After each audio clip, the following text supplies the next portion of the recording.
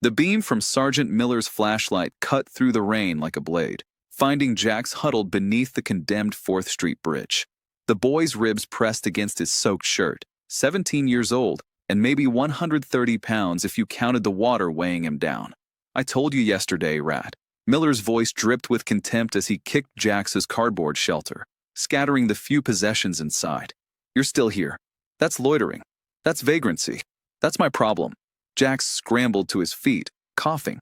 "I'm moving, You're garbage," Miller interrupted, crushing Jax's collection of returnable cans under his boot. "You know what happens to garbage? It gets thrown away."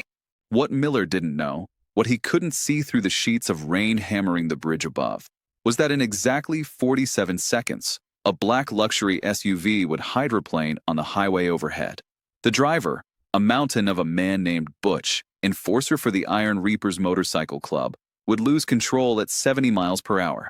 And the skinny homeless kid Miller was currently degrading would make a choice that would tear this city apart. Because physics says a 130-pound boy can't pull 250 pounds of unconscious muscle out of a submerged, sinking vehicle. But Jax had never been good at following rules. Jax had learned to make himself invisible. Living under the 4th Street Bridge for 8 months had taught him that survival meant becoming a shadow. Wake before dawn. Move before the morning commuters noticed the cardboard fortress tucked behind the support columns. Scavenge during the day when the police were busy. Return after dark when the world forgot people like him existed. The bridge wasn't much, concrete and rust and the constant thunder of traffic overhead, but it kept most of the rain off. Most of it.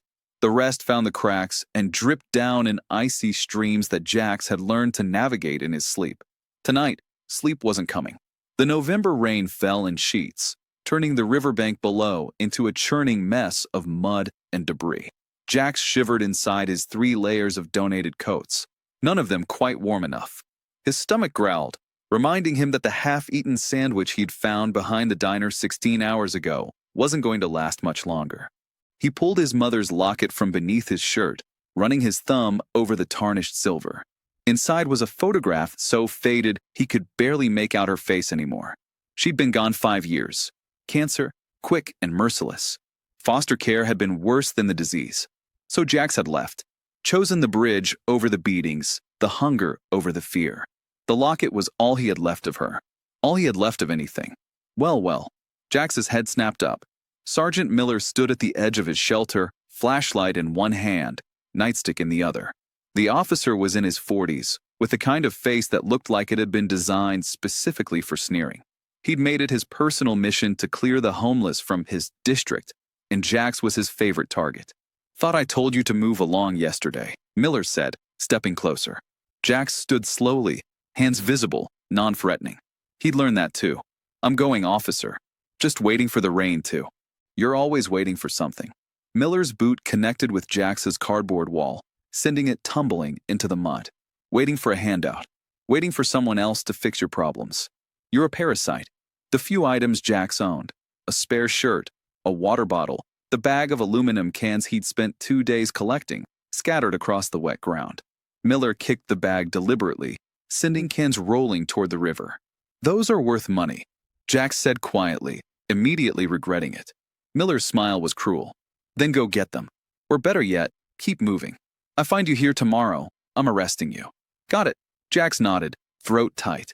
He bent to gather what he could salvage. "I'm talking to you." "Yes, sir," Jax managed. "I understand."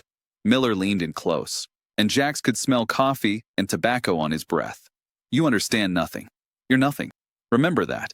The sergeant turned and walked back toward his patrol car, leaving Jax alone with the rain and the ruins of his shelter. Jax knelt in the mud, salvaging what he could. His hands shook, from cold or anger or fear. He wasn't sure anymore. Maybe all 3.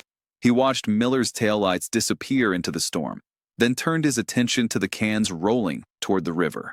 He'd need those. 15 cents each. Maybe enough for a hot meal if he could collect enough before. The sound hit him first. Not the normal rumble of traffic overhead, but something wrong.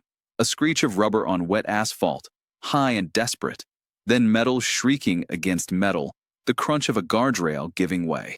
Jax looked up just in time to see the black SUV punch through the bridge railing like it was paper. Time seemed to slow. The vehicle hung in the air for a heartbeat, suspended, defying gravity, before physics remembered its job. The splash was enormous. The SUV hit the water nose first, the impact sending spray 20 feet in every direction. The current immediately grabbed it, dragging it toward the center of the river where the depth dropped to 30 feet or more. Jack stood frozen, rain hammering his face. The driver's side window was still above water. Just barely. He could see a shape inside, someone large, not moving. The SUV began to tip, water flooding through the cracked windshield. Jax looked around. The highway above was chaos, brake lights, shouting, someone screaming about calling 911. But down here, at river level, he was alone. The vehicle was sinking fast, maybe 60 seconds before it went under completely. Every rational thought in Jax's head said to run. He was a homeless kid with pneumonia setting in. The water was freezing. The current was vicious. He wasn't a lifeguard, wasn't a hero, wasn't anything but a burden that people like Miller wanted to disappear. He should run. Instead, he kicked off his boots and duff. The water hit Jax like a fist made of ice. The river in November was barely 40 degrees, cold enough to stop his heart if he stayed in too long. The shock of it drove the air from his lungs, and for a terrifying moment, he forgot how to swim. Then training, muscle memory from summers at the public pool before his mother got sick, kicked in. His arms moved, pulling him through the murky water toward the sinking SUV. The current fought him. The river wanted to drag him downstream, wanted to roll him along the bottom like all the other debris. Jax fought back, kicking hard, ignoring the way his muscles already ached from cold and exertion. The SUV was 15 feet away. 10. 5. Up close, it looked massive, a black Escalade, expensive and doomed. Water poured through every gap and crack, pulling it down faster. The driver's side was already submerged. Jax dove, pulling himself down along the vehicle's flank. Through the window, he could see the driver. God, he was huge. Easily 6.5 feet tall, built like a bear. His head lolled against the deployed airbag, blood running from a gash on his forehead. He was unconscious, maybe dying, definitely drowning. Jax grabbed the door handle and pulled. Locked. Of course it was locked. The impact had probably triggered the automatic locks. Jax's lungs were beginning to burn. He had maybe 30 seconds before he'd have to surface. He looked around frantically. A rock. There, a chunk of concrete from the bridge, half buried in the riverbed. Jax grabbed it, his fingers scraping mud and gravel. He swung it at the window. The first impact did nothing. The second created a spiderweb of cracks.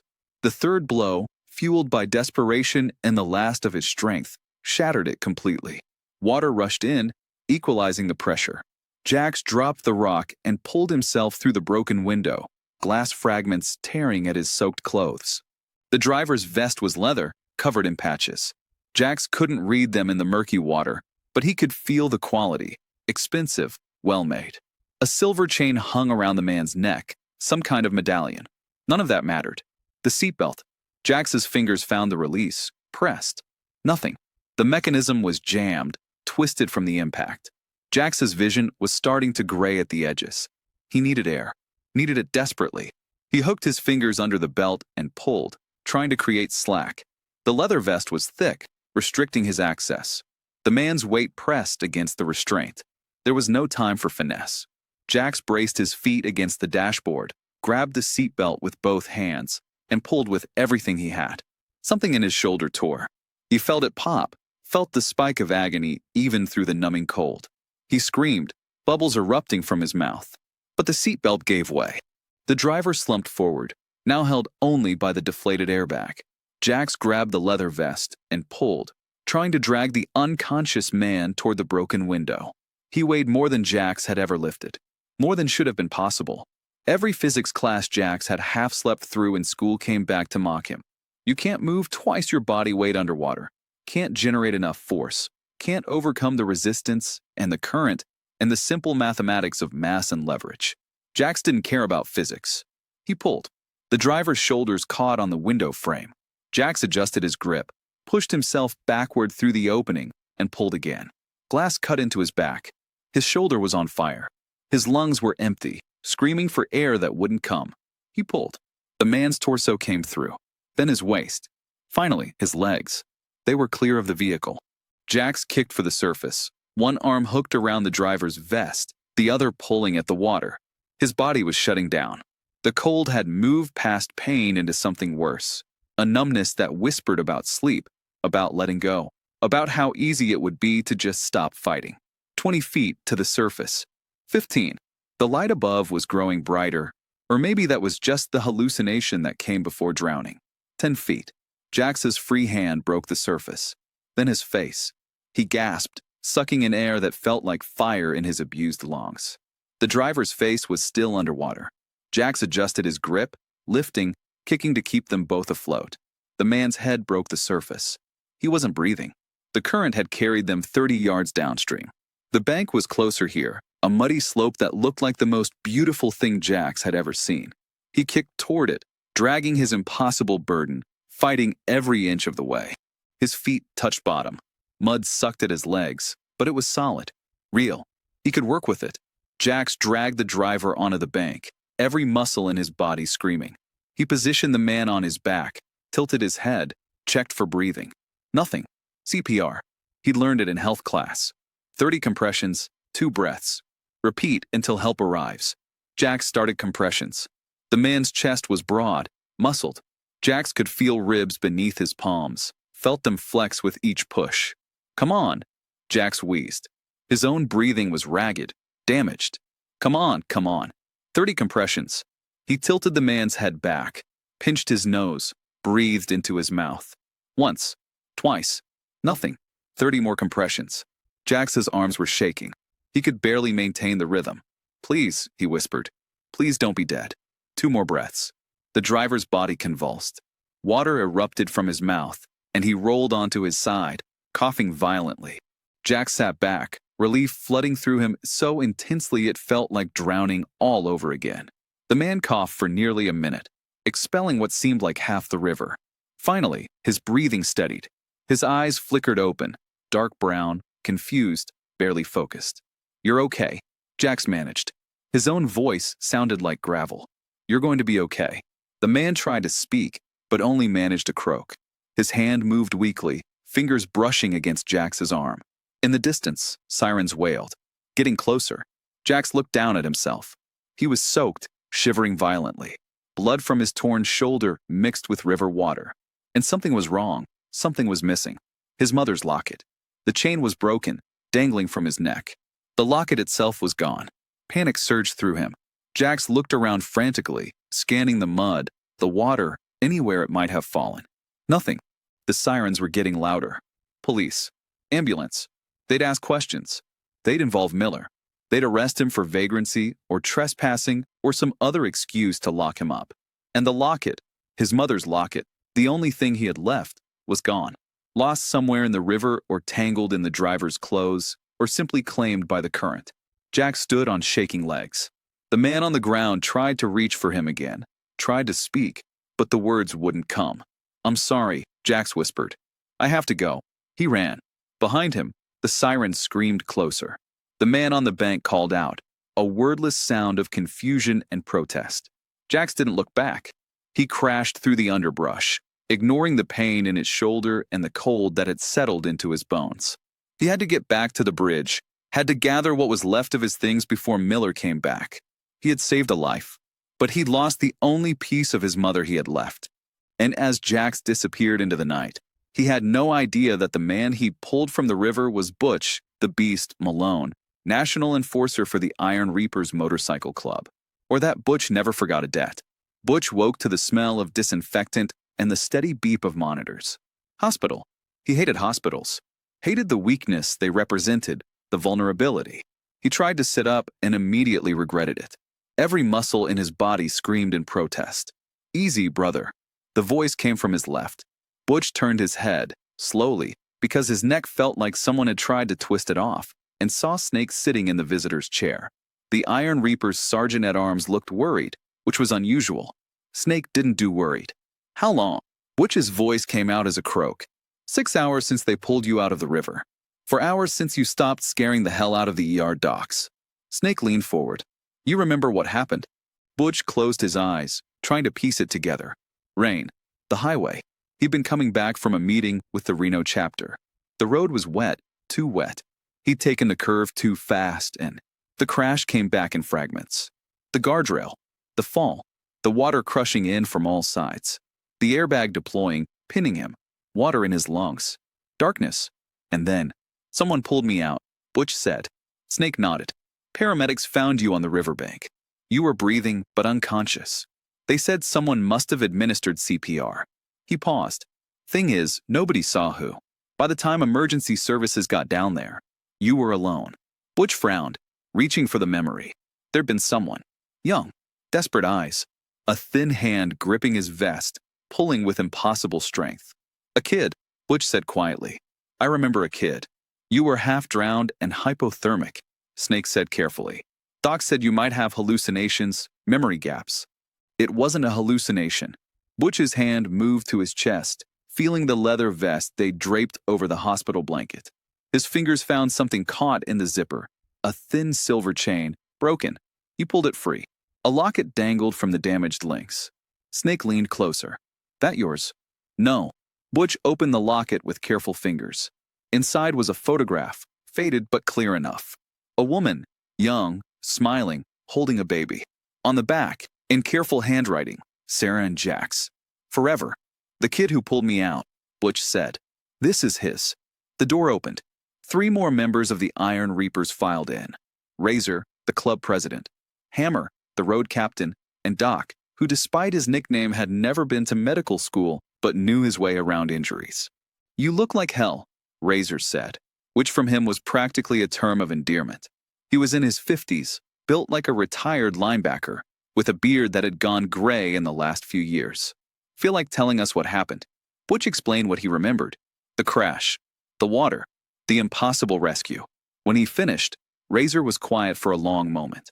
So someone, this kid, dove into a freezing river to pull you out of a submerged vehicle, Hammer said slowly, and then disappeared before the paramedics arrived. He left this. Butch held up the locket, and I'm betting he didn't do it on purpose. Look at the chain. It broke. Doc took the locket, examining it carefully. Cheap silver. The clasp is old, worn. Wouldn't take much to snap it, especially in that kind of struggle. He looked at the photograph. Sarah and Jax. The kid's name is probably Jax. Then we find him, Butch said. It wasn't a suggestion. Razor raised an eyebrow. You sure about this? Could have been a good Samaritan who didn't want attention. Could have been. He saved my life, Butch interrupted. And he lost something that clearly matters to him in the process. We owe him. I owe him. Snake grinned. Code Black. Code Black was Iron Reaper's terminology for an all-hands mobilization, usually reserved for when a brother was in serious trouble or the club faced an existential threat. But Razor was already nodding. Code Black, he confirmed. We find this kid. We return his property. And we thank him properly. He pulled a 250-pound unconscious weight out of a submerged vehicle, Butch added. In November. In that river. He's either incredibly brave or incredibly stupid. Or both, Snake said. My favorite kind of people. Doc was still examining the locket. The photograph looks old. Quality's faded. I'd say this has been carried for years. Daily. It's important. Then we find him fast, Razor said. He pulled out his phone, already scrolling through contacts. I'll call church. Get everyone together. Snake, you coordinate with the other chapters. Someone might have seen something. Hammer, talk to our friends in the city. Shelters, soup kitchens, anywhere a kid might turn up. What about the cops? Snake asked. Razor's expression darkened. What about them? They'll have a report on the accident. Might have witness statements. We don't need the cops, Butch said flatly. The Iron Reapers had a complicated relationship with law enforcement. Legal on paper, but they handled their own justice. This is club business. We handle it ourselves. Razor nodded agreement. Anything else we should know? Any detail, no matter how small. Butch closed his eyes, reaching for the memory. The kid's face had been a blur in the darkness and the chaos. But there'd been something. He was scared, Butch said quietly. Not of the water or the rescue. After, when he heard the sirens, he ran, like he was more afraid of the cops than drowning. The room went silent. Homeless, Doc said. Has to be. That would explain why he bolted. And why he was near the river in the first place, Hammer added. There's a condemned bridge about half a mile upstream. Word is a few squatters have been using it for shelter. Butch sat up, ignoring the protest from his bruised ribs. Then that's where we start. You're staying in that bed, Doc said firmly. Docs want you under observation for another 12 hours minimum. You nearly drowned, Butch. Your lungs are still clearing fluid. I can clear fluid while we search. You can clear fluid while we search, Razor corrected. You coordinate from here.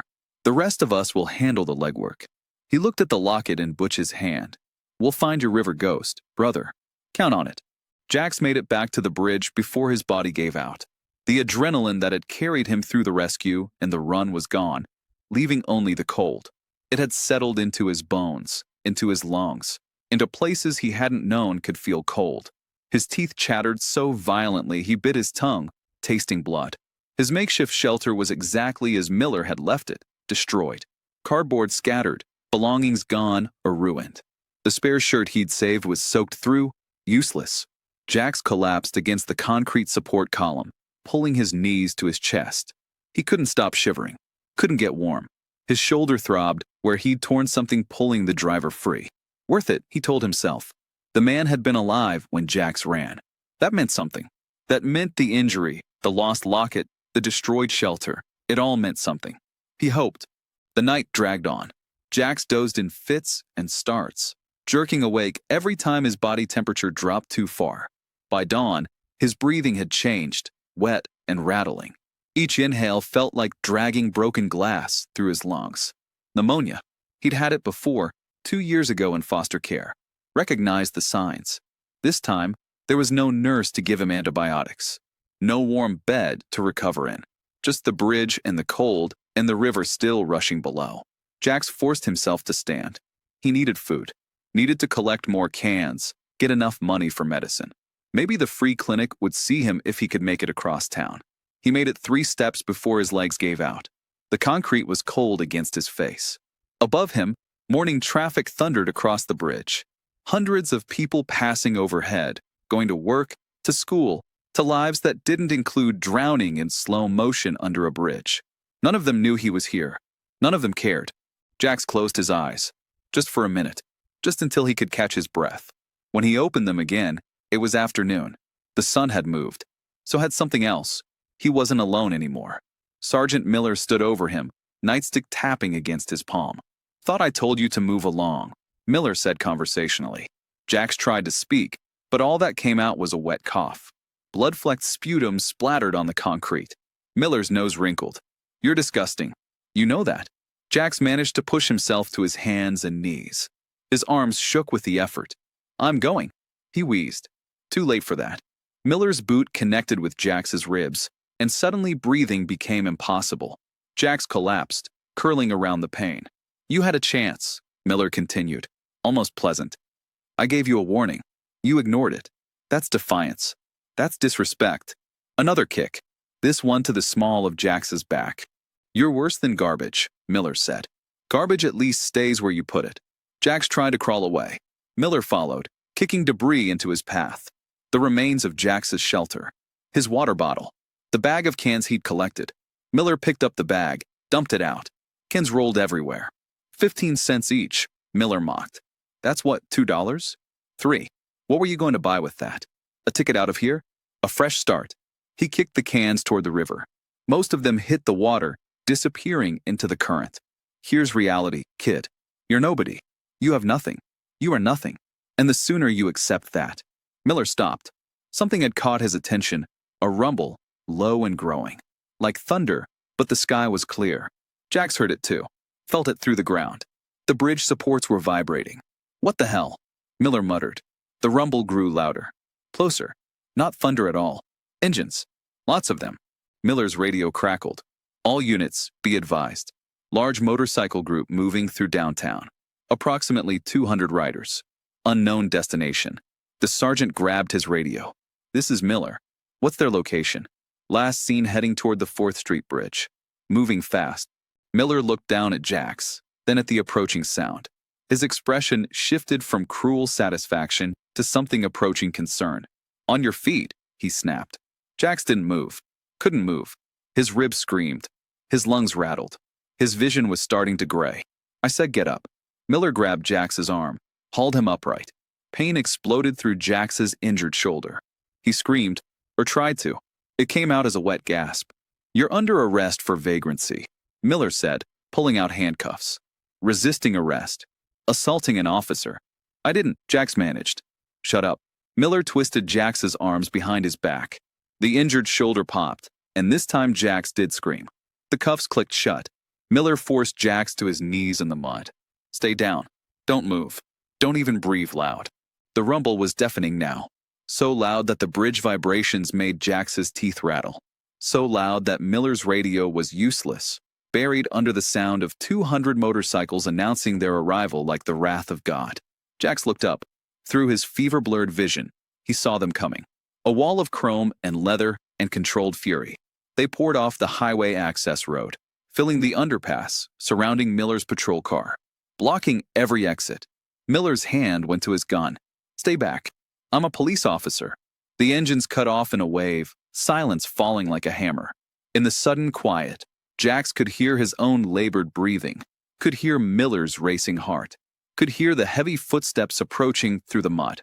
"You have my brother in cuffs," a voice said. Deep, damaged, familiar. Jax's head snapped up, and through the fever and the pain, he saw him. The driver, the man from the river, alive, standing, and absolutely terrifying.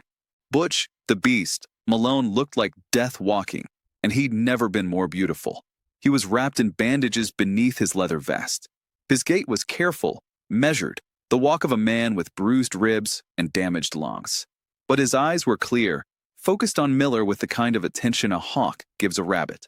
Behind him, the Iron Reapers spread out like a steel semicircle, 200 strong, silent, waiting. "I don't know what you think you're doing," Miller said, but his voice cracked on the last word. His hand stayed on his gun, but it was shaking. "But I'm a law enforcement officer, and you're interfering with..." "With what?" Butch took another step closer. "Beating a sick kid half to death? That what you call law enforcement? He's a vagrant. A trespasser. He was warned." "He's 17 years old," Butch interrupted. His voice was quiet, but it carried. Every Reaper heard it. So did Miller. "And he's my brother. So I'll ask again, real simple. Why do you have my brother in handcuffs?" Miller's face cycled through emotions. Confusion, anger, fear, landing on defiant. "Your brother? This piece of..." He didn't get to finish. Butch moved faster than someone with his injuries should have been able to. One moment he was 5 feet away. The next, he was inside Miller's reach, one massive hand wrapped around the sergeant's wrist. The gun clattered to the mud. "Careful with your next words," Butch said softly. "I nearly died last night. Came real close. Spent 6 hours in a hospital bed, wondering if I'd ever ride again. You know what kept me going." Miller tried to pull away. Butch's grip didn't budge. "The thought of finding the kid who saved me," Butch continued. "Of thanking him. Of returning what he lost." From his vest, Butch produced the locket. The silver caught the light, spinning on its broken chain. Jax's breath hitched. His mother's locket. It had been in the driver's clothes the whole time, tangled in his vest during the rescue. "This means something to you?" Butch asked, looking past Miller to Jax. Jax couldn't speak, could barely breathe, but he nodded. "Thought so." Butch released Miller's wrist, moved past him to where Jax knelt in the mud. The big man's expression softened. "Hey kid, you look terrible. You look pretty bad. Yourself?" Jax managed, and was rewarded with a slight smile. "Fair point." Butch knelt, slowly, carefully, and reached for the handcuffs. "You got a key for these?" The question was directed at Miller. The sergeant stood frozen, surrounded by 200 bikers, his gun in the mud, his authority dissolving like smoke. "Give him the key," Razor said. The club president had moved up beside Butch, and where Butch looked damaged but dangerous, Razor looked like concentrated murder. "Or I'll have Snake pick the locks. Your choice. But know that if we have to do it the hard way, you're going to have a very bad afternoon." Miller fumbled for his keys. His hands shook so badly he dropped them twice before managing to unlock the cuffs. The moment they released, Jax collapsed forward. Butch caught him, easing him down. "Easy, brother. I got you." Butch's hands were gentle, checking Jax's injuries with practiced efficiency. "Doc, get over here." The club's medic pushed through the crowd, medical bag already open. He took one look at Jax and swore. "Pneumonia. Definitely. Probably a torn rotator cuff in that shoulder. Contusions on the ribs and back. Doc's hands moved quickly, professionally. He needs a hospital. No, Jax whispered. No hospitals. Can't afford. Not asking, Butch said. And you don't pay? Club takes care of its own. I'm not. Club, Jax managed. Butch held up the locket. You jumped into a freezing river to pull me out of a sinking car. You gave me CPR. You saved my life and lost this in the process. He pressed the locket into Jax's palm, closing the boy's fingers around it. As far as I'm concerned, you're family. And we take care of family. Jax stared at the locket, at the man who should have died, at the 200 bikers who'd torn across the city to find him. I don't understand, he whispered. You will. Butch looked up at document. Can he be moved? Carefully. We should call an ambulance. No ambulances. Butch looked at Razor. We take him to County General ourselves. Doc rides with him, monitors his vitals. I want our people with him every step. Razor nodded. Hammer, get the van. Snake, you and Wrench go with them. What about him? Snake jerked his chin toward Miller. Every eye turned to the sergeant. He stood alone in the mud, his authority stripped, his cruelty exposed. Butch rose slowly to his feet, walked back to Miller. The sergeant tried to meet his gaze and failed. You like hurting people who can't fight back, Butch said quietly. That makes you a coward and a bully. Two things I hate. Miller's mouth opened, closed. No words came out. I want to hurt you. Butch continued, conversational. Want to show you what it feels like. But the kid you were kicking? He just saved my life. So I'm going to honor that by being better than you. He leaned in close. But know this. You touch him again, you touch any kid under that bridge, you so much as look at them wrong, and I will find out. And when I do, I won't be so generous. Butch pulled out his phone, started recording. What are you doing? Miller demanded. Insurance. See, my bike has a dash cam.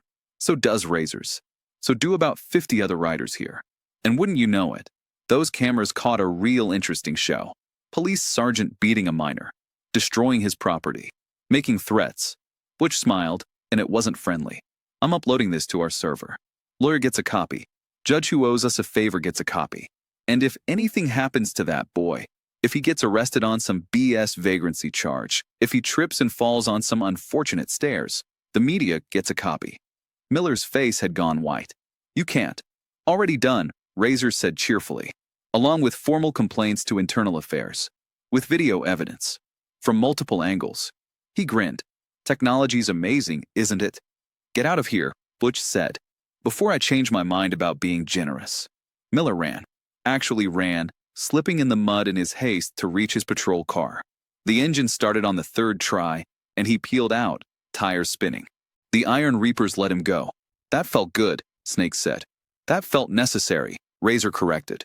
He looked down at Jax, who Doc and two other members were carefully lifting onto a stretcher they'd produced from somewhere. How you doing, kid? Confused, Jax managed. Scared. Sick. All reasonable responses, Razor said. But you're safe now. Got it. Jax wanted to argue. Wanted to explain that people like him didn't get to be safe, that this was temporary, that they'd realize their mistake and leave him back under the bridge. But Butch was there, walking beside the stretcher, one hand resting gently on Jax's arm. I got you, the big man said again. We got you. You're not alone anymore. And despite everything, the fever, the pain, the impossibility of it all, Jax believed him. The hospital room was nicer than anywhere Jax had ever stayed. Not that the bar was particularly high, but still, a real bed, clean sheets, a window with actual curtains. The four in his arm pumped antibiotics and fluids into his system. The oxygen mask helped him breathe. And he wasn't alone. Doc sat in the visitor's chair, reading a motorcycle magazine. Butch was sprawled in the second chair, officially discharged an hour ago, but refusing to leave. Two more Iron Reapers stood outside the door, honor guard or protection. Jax wasn't sure which. How you feeling? Doc asked, noticing Jax was awake. Like I got hit by a truck, Jax said honestly. His voice was hoarse, but clearer than it had been, and dragged behind it. Not far off, Doc said. You've got pneumonia, a partially torn rotator cuff, bruised ribs, and mild hypothermia. The docs here are good though. They say with rest and antibiotics, you should be mostly recovered in a week or two. I can't afford 2 weeks in a hospital, Jax said quietly. Already told you. Butch said without opening his eyes. Club's paying. Not negotiable. I can't accept. Kid. Butch opened his eyes, fixing Jax with a look that was part exasperation, part affection. You pulled 250 pounds of unconscious biker out of a submerged vehicle. In November. In that river. You nearly died doing it. You lost your mother's locket. You got sick. You got beaten by a corrupt cop. And through all of that, you didn't ask for anything. He sat up, wincing at his own injuries. So here's how this works. Butch continued. You saved my life. The club considers that a debt. A serious debt. And we pay our debts. So you're going to sit in that bed, take your medicine, eat your meals, and recover. And when the doctors say you're healthy enough to leave, we're going to sit down and have a conversation about your future. Got it. Jax wanted to argue. Years of experience had taught him that accepting help came with strings, with expectations, with eventual disappointment. But Butch's expression wasn't conditional, wasn't calculating. It was simple, direct honesty. Okay, Jax said finally. Good man. Butch settled back in his chair. Now get some sleep. Doctor's orders. Jax closed his eyes. But sleep didn't come immediately. His mind was racing, trying to process everything that had happened in the last 24 hours. He'd saved a stranger, lost his mother's locket, nearly died, been beaten, been rescued, and somehow, impossibly, ended up here. Butch, Jax said quietly. Yeah. Thank you. For finding me. For the locket. Thank you for pulling me out of the river. Butch was quiet for a moment. Can I ask you something? Sure. Why'd you do it? You didn't know me. Didn't know me anything. You could have just called 911 and walked away. Jax thought about it. My mom, he said finally. Before she died, she used to say that we're all connected. That when you save someone, you're saving a piece of yourself too. He paused. I don't know if that's true, but I knew if I didn't try, I'd have to live with watching you drown. And I've already got enough things keeping me awake at night. Butch was silent for a long moment. When he spoke, his voice was rough with emotion. Your mom sounds like she was a hell of a woman. She was. Jax's fingers found the locket around his neck, repaired now with a new chain the club had provided. She really was. The next 2 days passed in a blur of medication, sleep, and cautious optimism. Jax's pneumonia began to respond to antibiotics. His shoulder was braced and healing. The bruises faded from purple to yellow-green, and the Iron Reapers kept watch. They rotated through, Doc, Snake, Hammer, Razor. Sometimes they talked to Jax. Sometimes they sat in comfortable silence. But they were always there. On the 3rd day, Razor brought news. Miller's been suspended pending investigation, he said, settling into the visitor's chair. Internal Affairs is taking the video evidence seriously. Looks like our favorite sergeant is going to have a lot of explaining to do. Will he go to jail? Jax asked. Maybe. Probably lose his badge either way. Razor shrugged. Doesn't matter much to us. What matters is he won't be hurting any more kids. There are others, Jax said quietly. Under the bridge. Other kids. Some adults too. If Miller's gone, that might help. But there are more cops like him. True. Razor leaned forward. Which brings me to something we need to discuss. Your future. Jax tensed. Here it comes, he thought. The strings. The expectations. Relax, Razor said, reading his expression. This isn't a trap. Just a conversation. He pulled out a folder. I had our lawyer look into your situation. You're 17, no legal guardian. Technically a ward of the state. But you ran from foster care 2 years ago, and nobody's looked too hard for you. I couldn't stay there, Jax said. The people were. I know. I read the reports. Razor's expression darkened. Some people shouldn't be allowed near kids. But that's in the past. We're talking about the future now. He opened the folder, showed Jax a series of documents. Option 1. You go back into the system. Let the state place you somewhere new. Maybe it's better this time. Maybe it's not. No, Jax said immediately. Figured. Option 2. You age out in 8 months when you turn 18. Until then, you find another bridge, another shelter. Try to survive until you're legally independent. Jax said nothing. That had been his plan. It wasn't a good plan, but it was the only one he had. Option 3, Razor continued. And this is the one I'm recommending. Butch wants to sponsor you. Jax blinked. Sponsor. Legal guardianship. He'd be responsible for you until you're 18. Provide housing, food, education. The club would support it. We've got lawyers who know how to navigate the system. It's not adoption, But it's close. Why would he do that? Jax whispered. I'm nobody. You're the kid who saved his life, Razor said simply. And Butch takes that seriously. We all do. He paused. Look, I'm not going to lie to you. The club life isn't for everyone. We ride hard. We live by our own rules. But we take care of our own. And if you accept this, you'd be one of ours. What would I have to do? Go to school. Stay out of trouble. Heal. When you turn 18, you can decide if you want to prospect, become a full member. Or you can walk away, start fresh somewhere else. Your choice. No strings. Jax looked down at his hands. They were thin, scarred, shaking slightly. I don't know how to be part of a family, he said quietly.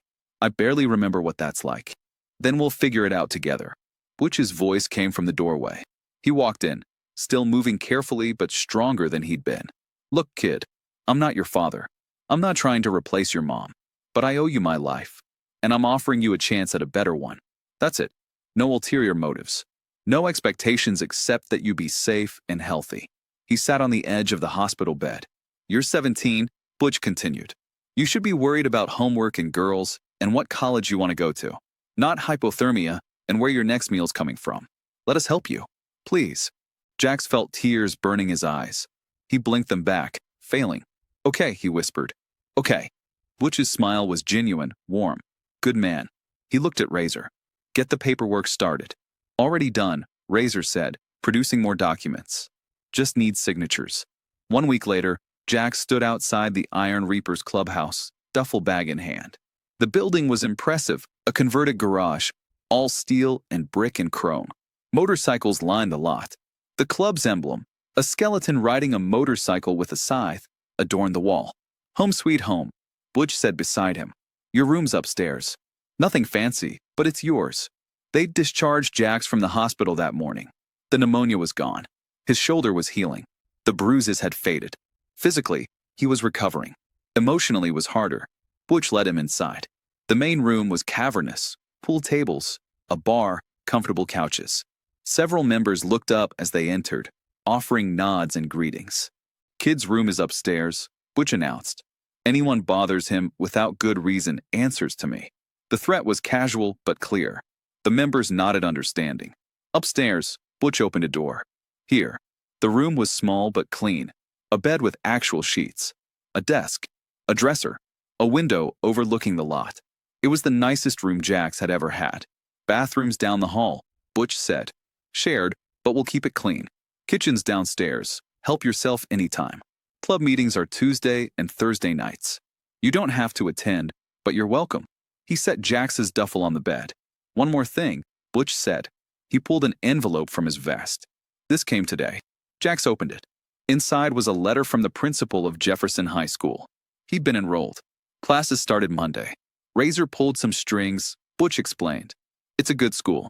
Better than the one you were at before. They know your situation. They'll work with you. I haven't been to school in 2 years, Jax said quietly. So you'll catch up. We'll get you a tutor if you need it. Butch paused. Look, I know this is all overwhelming. New place, new rules, new life. But you don't have to have it all figured out today. Just take it one day at a time. Okay. Jax looked around the room. His room. Butch, why are you doing this? Really? Butch was quiet for a moment. You know how many people saw me crash that night? Had to be dozens. Cars on the highway, pedestrians on the bridge. You know how many called 911? How many? 7. Out of maybe 50 witnesses. Butch leaned against the doorframe. You know how many actually got in the water? How many risked their own life to pull me out? 1, Jax said quietly. 1. A 17-year-old homeless kid who'd been kicked around by cops and the system and life itself, who had every reason to walk away, to let me drown. Butch's voice was thick with emotion. You didn't know me. Didn't know I was a biker or that the club would come looking. You just saw someone who needed help and decided to be the help. That's rare, kid. That's special. And I'm not going to let that kind of courage go to waste living under a bridge. Jax felt tears again. This time he didn't try to stop them. Butch crossed the room, pulled Jax into a careful hug, mindful of healing injuries on both sides. You're safe now, he said quietly. You're home, and nobody's going to hurt you again. I promise. For the first time in years, Jax believed it. 3 months later, Jax sat in chemistry class, trying to focus on molecular bonds. School had been an adjustment. His classmates were suspicious at first. Who was this new kid showing up mid-year? But he kept his head down, done his work, and slowly started to fit in. His grades were improving. Doc had been right about the tutor. Between her help and Jax's determination, he was catching up. Outside the window, he could see the parking lot. Butch's bike was there. The big man made a point of picking Jax up most days. Some of Jax's classmates thought it was weird having a biker as a guardian. Jax didn't care. His phone buzzed. A text from Butch, running late. Snake will grab you. Don't let him talk you into stopping for tacos. Jax smiled. Snake's obsession with tacos was legendary. After school, he found Snake waiting by his bike, a custom chopper with flames painted on the tank. Your chariot awaits, Snake said with a grin. Also, we're stopping for tacos. Butch said no tacos. Butch isn't here. I am. Therefore, tacos. Snake tossed Jax a helmet. Besides, you need to gain weight. Doc says you're still 10 pounds under where you should be. Doc says I'm making progress. Progress can include tacos. Snake started the bike. Hop on. They stopped at a small restaurant Snake swore made the best carne asada in the state. While they waited for their order, Snake got serious. How you doing? He asked. Really? Good, Jax said. Better than I've been in a long time. Nightmares. Jax hesitated. Doc had warned him that trauma didn't just disappear, that he might have flashbacks, might struggle with trust. Sometimes, Jax admitted, I dream about the river, about drowning, about not being fast enough. That's normal. You went through hell. Snake paused. You talked to anyone about it? Butch. Sometimes Razor. Jax looked down at his hands. They help. Good. That's what family does. Snake's phone buzzed. He glanced at it, frowned. Butch is asking if we stopped for tacos. You going to lie? Hell no. Man's got a sixth sense about these things. Snake typed back. I'm telling him yes, and that it was your idea. He'll know that's a lie. Worth a shot. They ate their tacos. Drove back to the clubhouse. Butch was waiting, arms crossed, trying to look stern and failing. Tacos, he said. Medicinal tacos, Snake corrected. Kid needs to gain weight. Uh-huh. Butch looked at Jax. How was school? Good. Got a B on my chemistry quiz. Nice. Butch's expression softened with genuine pride. Keep it up and you'll be acing that class. Later, after dinner with the club, a massive affair involving steaks and way too many sides, Jax retreated to his room to finish homework. His phone buzzed. A number he didn't recognize. Is this Jax? He hesitated, then replied. Who is this? You don't know me, but I wanted to say thank you. Sergeant Miller used to hassle me too, under the 5th Street overpass. I heard what happened. Heard the bikers got video of him beating you. He's gone now. Fired. And I wanted you to know that matters. You saved more than one person when you spoke up. Jax stared at the message for a long moment, then typed back, I'm glad you're safe. Take care of yourself. You too. And Jax, what you did, pulling that guy out of the river, I heard about that too. You're a hero. I'm not a hero, just someone who helped. That's what heroes say. Jax set down his phone. Through his window, he could hear the rumble of bikes in the lot below. Laughter, music, the sounds of family. He picked up his mother's locket, opening it to look at her picture. I think you'd like them, he whispered. The club. Butch. They're good people. They remind me that I'm not alone. The photograph didn't answer, but Jax thought maybe, somehow, she was listening. And that was enough. 6 months after the rescue, Jax stood on the 4th Street Bridge, looking down at the river below. The water was calmer today. Spring had arrived, bringing warmer temperatures and clearer skies. The current that had nearly killed him looked almost peaceful. You okay? Butch asked beside him. Yeah. Jax took a breath. I just wanted to see it again. From up here. They'd driven out together. Jax on the back of Butch's bike, wearing his own leather vest now. Not a full member yet, but a prospect. Part of the family. Hard to believe it's the same place, Jax said quietly. Everything's different now. You're different, Butch corrected. Healthier. Stronger. But still the same brave kid who dove into freezing water without hesitation. I was terrified. Being brave doesn't mean not being scared. It means being scared and doing it anyway. Butch looked down at the river. I owe you my life, kid. Never going to forget that. I didn't do it for thanks, Jax said. I did it because it was right. I know. That's what makes you special. They stood in comfortable silence, watching the water flow past. Miller took a plea deal, Butch said eventually. 5 years, out in 3 with good behavior. Lost his badge, his pension, everything. Good, Jack said simply. The other cops, the good ones, they've been reaching out, wanting to work with the club on homeless outreach, making sure what happened to you doesn't happen to anyone else. That's something. It's a start. Butch paused. Speaking of starts, Doc tells me your grades are solid. Straight B's, couple of A's. Chemistry's still kicking my butt. You'll get there. Butch grinned. Razor's talking about setting up a scholarship fund, club-sponsored, for kids aging out of foster care, homeless youth. We're calling it the River Ghost Fund. Jax laughed. Terrible name. Your name, technically. That's what I called you before I knew who you were. Butch's expression turned serious. The point is, you turned something horrible into something good. Saved my life, exposed Miller, inspired the club to do better. That matters. I just did what anyone would do. No, Butch said firmly. You did what almost no one would do. And because of that, you've got a family, a future, and the respect of every member of this club. Don't minimize that. Jax looked down at his vest, the prospect patch, the club emblem. 6 months ago, he'd been nobody. Nothing. A ghost under a bridge. Now he was somebody's brother. Part of something bigger than himself. Thank you, Jax said quietly. For finding me. For not giving up. Thank you for saving me. Butch pulled Jax into a quick hug. Now come on. Razor's throwing a party tonight. 6-month anniversary of your rescue. Whole club's going to be there. A party? For me. For all of us. You pulled me out of that river, but you saved more than my life. You reminded all of us what we're supposed to stand for. Brotherhood. Loyalty. Protecting those who can't protect themselves. Butch started walking back to the bikes. Besides, Snake bought like 40 tacos. If we don't show up, he'll eat them all himself. Jax followed, smiling. As they mounted their bikes, he took one last look at the river. The place where he'd nearly died. The place where he'd been reborn. The engines rumbled to life, and they rode into the sunset together. A boy who'd saved a beast, and a beast who'd saved a boy. Family. 1 year later. Jax adjusted his tie, feeling ridiculous. Stop fidgeting, Butch said, straightening it for him. You look fine. I look like I'm playing dress up. You look like a high school graduate. Butch stepped back, examining his work. Which is exactly what you are. The graduation ceremony was in an hour. Jax had invited the whole club, and to his surprise, they'd all shown up.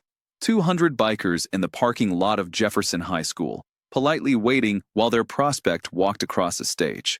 His grades had finished strong, 3.2 GPA, good enough for the community college program he'd enrolled in.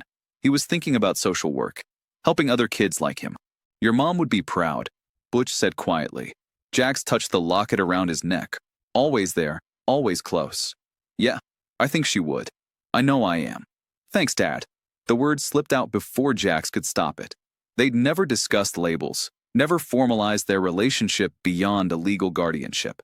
But somewhere along the way, Butch had become more than a guardian. He'd become a father. Butch's eyes went suspiciously bright. Yeah, Jax said firmly. If that's okay. It's more than okay, son. Butch pulled him into a tight hug. It's perfect. When they pulled apart, both of them were blinking back tears. Come on, Butch said gruffly. We're going to be late. And if Snake saved you a seat, it's probably next to his taco supply. They walked out together, father and son, to where the Iron Reapers waited. Jax's story had started in darkness, under a bridge, in freezing water, fighting for survival. But it hadn't ended there. It had led him here. To family. To purpose. To a future he'd never imagined possible. All because one night, a skinny homeless kid decided that saving a stranger's life was worth risking his own. And a grateful biker decided that debt was worth repaying with everything he had. Some debts can never be fully settled, but they can be honored. Every single day,